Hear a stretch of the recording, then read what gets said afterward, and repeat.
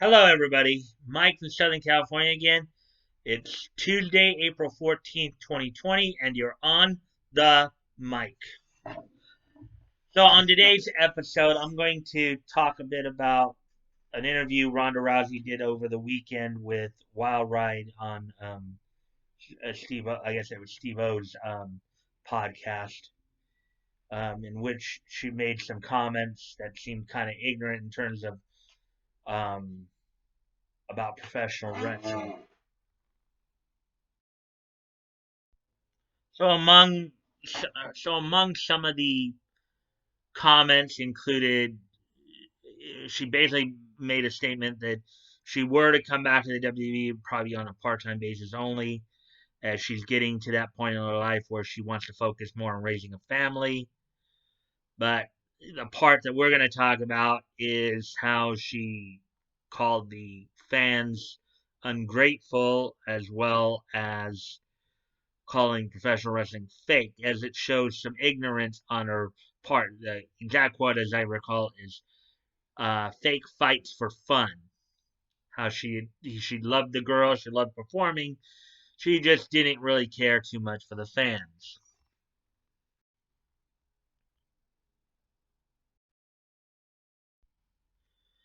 You know, um, but the part that again that I want to talk most about is the ignorant statement that professional wrestling is fake. Now, mind you, everybody by now understands that professional wrestling is choreographed. They're not going in there trying to hurt each other.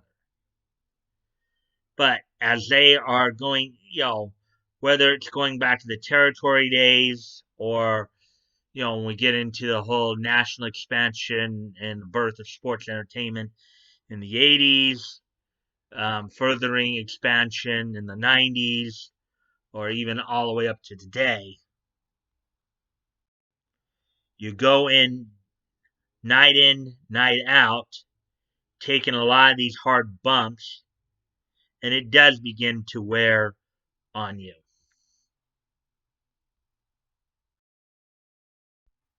Now, I myself have been to a few live wrestling events, and on some of the smaller events, I actually have you know been up in the ring, just getting a feel for what standing on the ring apron, standing in the ring is like. And contrary to popular belief, that canvas is not a spring. It's not a trampoline.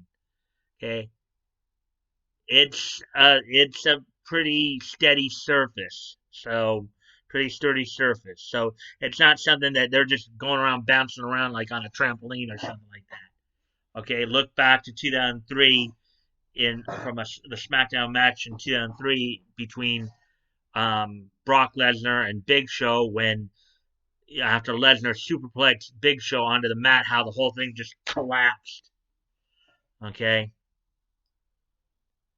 I can go back through a number of history, and professional wrestlers, if you call what they do fake, are not going to be too happy with you. Just ask John Stossel back in the 80s when he did the expose on professional wrestling, and ask him what happened when he made that statement to Dr. D. David Schultz. Ask the DiBiase family, ask the $1 Million Man Ted DiBiase if it's fake. His father died in the ring from a heart attack during a match, obviously from the strain of the abuse they take on their bodies. The late Ray Gunkel died in the ring after taking a heart punch from Ox Baker. A move that was eventually banned in professional wrestling. A heart punch, of course, is just a straight punch to the heart, and has been medically shown that if you hit somebody in the heart at just the right moment, which is usually in between beats, you can kill them with it, staged or not. Um, you ask, Harley Race, Dynamite Kid, and Chris Benoit. Ask them if professional wrestling is fake. Now, I know people don't like talking about Chris Benoit because the last act he did on this earth before he passed on is reprehensible.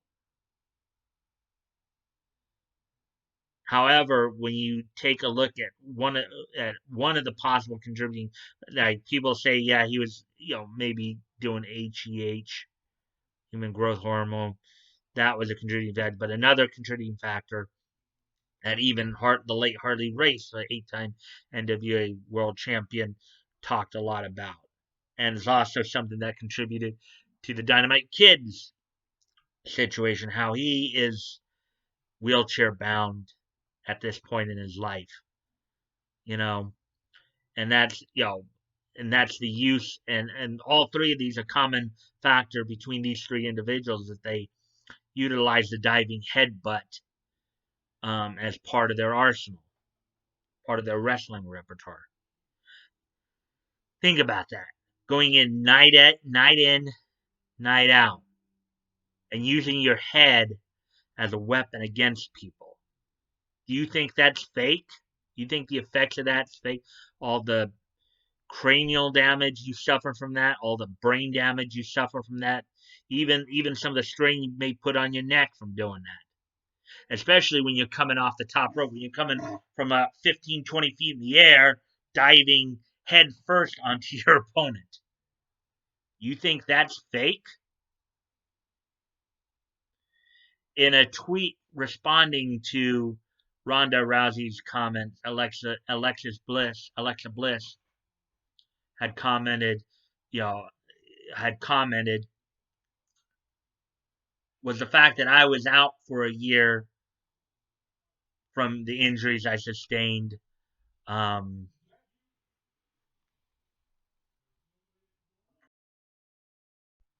Alexa Bliss had tweeted in response how she had sat out for a year and asked Ronda if that was fake. She was faking that. Nia Jax recently came, in response to Ronda's comments, came out and basically said she was going to beat her up. Nia Jax, of course, known for blooding up, um, I think it was Bailey's nose, literally punched her and broke her nose and her orbital bone. That's Becky Lynch. It was Becky Lynch, not Bailey. Becky Lynch. That's Becky Lynch if that was fake. You know, um, ask Triple H if the quad, and when he tore his quad, I think it was back in '99, he tore his quad.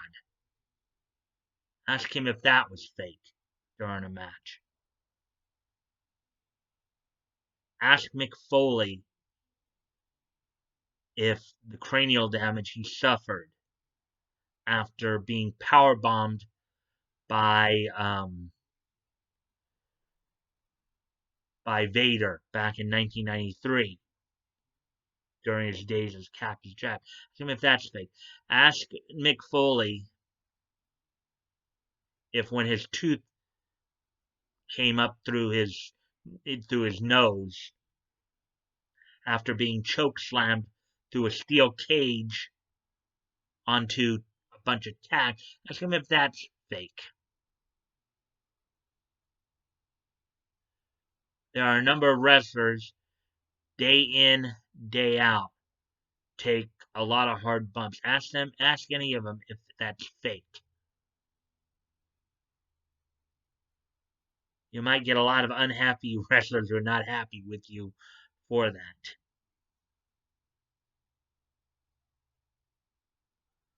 You know, um, wrestlers have suffered severe. Harley Race's career came to an end while during his time in the during a feud with the Junkyard Dog.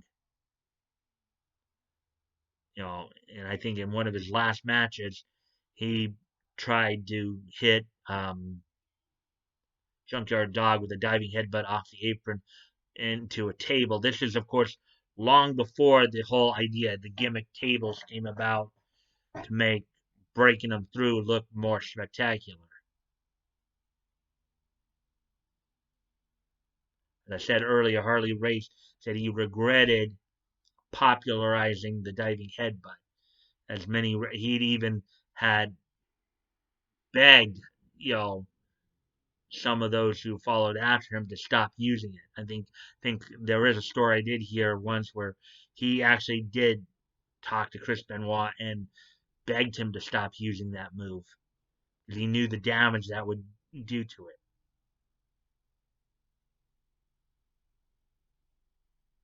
Ask Steve Austin if professional wrestling fake. After nearly becoming totally paralyzed after taking a reverse, what most people know today now, the Tombstone Pile Driver from Owen Hart. Ask him if that's fake. Ask Hulk Hogan if the 2 or 3 inches he's lost from the years of dropping the leg on people, dropping the atomic leg drop on people, if that's fake. Ask Big Show after nearly becoming paralyzed after a botched jackknife powerbomb from Kevin Nash, if that's fake. Ask Henry O. Godwin, aka Mark Canterbury, if wrestling's fake after taking a doomsday device that ended up breaking his neck at one point. Ask Darren Drozdoff, who is basically paralyzed from the neck down, if professional wrestling's fake. These are just some examples of why saying professional wrestling is fake is a very ignorant statement. You're taking bumps. Yes, you are choosing to take those bumps, mind you, but it's for the entertainment of the fans. So for Ronda Rousey to come out and say, "Oh, you ungrateful fans," just because they didn't cheer her, when many of these professional wrestlers take these very hard bumps night in, night out, and it goes all the way back to the territory days. There were some, like, as I've mentioned before, the WWE was initially a territory of the NWA, and it covered the Northeast. You had also Mid Atlantic Championship Wrestling, one of the precursors to WCW, that was based in the Virginia and Carolinas area, the Mid Atlantic area. You're going out 4 or 5 nights a week, taking bumps in a different city, and you want to insult these individuals by saying that what they do is fake. That's the type of ignorant statement that's liable to get you slapped. Now, granted, they enjoy, many of them enjoy their work. Many of them enjoy putting on a show for the fans, but they do take a toll. It does take a toll on its body, and to call what they do is fake is a very ignorant statement. Hopefully I've given people enough examples to really impress that point upon you. Rhonda, if you do end up watching this, think about that. There are a number of, especially second and third generation wrestlers, who can tell you from the experience of their parents and grandparents as well as their own experiences. You know. But with that, let's move on to this day in each history, because I think I've said enough that needs to be said in terms of in terms of that. So we're gonna head back 70 years first to on this date in 1950.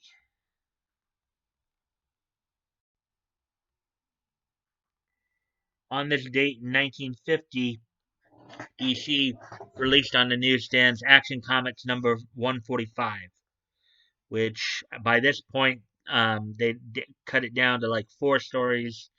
Action Comics is, some of you that might not know this, initially started out as an anthology comic, which eventually became a feature comic for Superman. Superman, of course, headlined the comic, and among the other characters featured include the Vigilante of Earth 2 as well. Superman's golden age, Earth 2 Superman was featured in this comic. Well as Vigilante from Earth 2, Congo Bill from Earth 1, and then Tommy Tomorrow. So those were the 4 vigils who were featured in the comic at this time. Issue number 145 came out on this date in 1950. And moving ahead to 2006, which was 14 years ago, on this date in 2006 in the United States, um, Walt Disney Pictures released a core feature animation called The Wild. It was a computer animated family film directed by Steve Spaz Williams, produced by Clint Goodman. Um, it was, the plot of it was, in New York Zoo, Samson the lion tells his son Ryan stories of his adventures in the wild. So it's basically a good father-son movie, but this is back in 2006. On this date in 2006, in the United States, The Wild was released by Walt Disney Pictures. And in Japan, on this date in 2006, the TV drama Kurosagi made its debut on TBS, on Tokyo Broadcasting System, not to be confused with the TBS here in the States, Turner Broadcasting System. But on this date, 2006, in Japan, Kurosagi premiered. And with all that being said, um, you guys can go ahead and check the links below. If you want to contact me directly, my Discord is in the links. You can direct message me there. You can check out and join the Discord if you'd like. Um, Also, I'm still promoting a bunch of different dub companies. Funimation is not the only game in town. I'm also still promoting the GoFundMe's. As always, guys, never feel like you have to donate. If it's on your heart to do so and you have the means to, please consider donating. If you've already donated, please consider donating again. And if you cannot donate, you can still help out the cause by sharing the link. Sharing is caring. You never know. Maybe somebody in your circle of friends might decide they want to help out as well. And if you like this content, please consider liking, commenting, sharing, and subscribing. I always look forward to conversations with you guys, as long, of course, as it's civil and respectful. I generally will get back to you as soon as I can. And with that, I hope you guys will enjoy the video, and I will see you tomorrow. Bye.